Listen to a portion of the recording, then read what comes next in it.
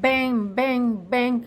This is our everyday life now. Bastards, Russian bastards, so calm. Here people sewing, people have nothing, neither light nor gas.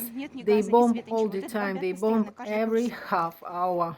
This video belongs to our colleague Nadiya Sukhorukova from Mariupol. She lived for 20 days in the blockade under enemy shelling. She says that every day was worse than the previous one. First, electricity, water and communication disappeared. Soon there was no gas either. They approached. There was such a feeling. The shots were heard closer and closer, and it was getting worse. Then, when there was no gas, it got really bad. People took it to the streets. They cooked food on fire. Water supplies were running low. When the volunteers managed to bring it, people stood in a long queue. People are standing to get water. After all, water is still brought to us.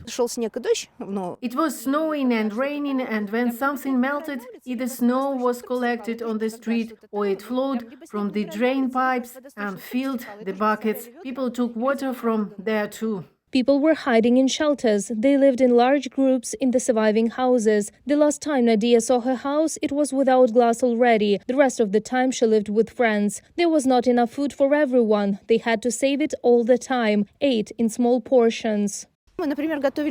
For example, we cooked soup, let's say dumplings, nearing their expiration date, but we didn't throw anything away. We cooked these dumplings, put potatoes there and something else. It was a very nutritious soup. Vinegar was also added there, wow, so that it was not so... By the way, no one got sick, none of us had stomach problems, we all ate it and everything was fine. No one from the locals could even imagine that the invaders would bomb Mariupol so mercilessly. This is the city center. There is no place to live here. Trading, city center, bastards, sons of bitches.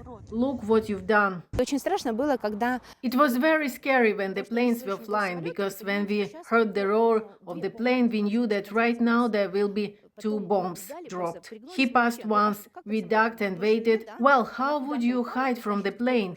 We understood that we were alive. They fell somewhere else, but that meant someone was no longer alive. When it flew the second time, we understood that maybe that's it, the end.